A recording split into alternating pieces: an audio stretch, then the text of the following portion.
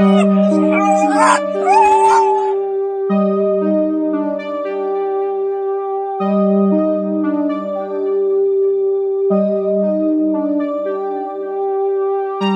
நாய் சங்கிலியில கட்டப்பட்டிருக்கு. அதனுடைய குட்டிகள் பக்கத்திலேயே இறந்து கிடக்குது. அது எத்தனை நாளா அங்க இதே மாதிரி கட்டப்பட்டு கிடக்குதுன்னு தெரியல. ஏன்னா அதன் அருகில் ஒருத்தர் போகும்போதே பய உணர்வுல கத்துது.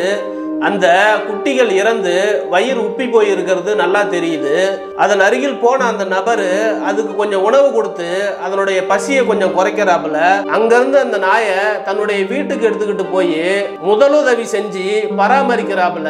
அப்படி இருந்தும் அந்த நாய்க்கு பய உணர்வு நீங்கவே இல்லை. அந்த நிலைமைக்கு அந்த நாய் தள்ளப்பட்டிருக்குதுன்றது இந்த வீடியோவை பார்க்கும்போது புரியுது.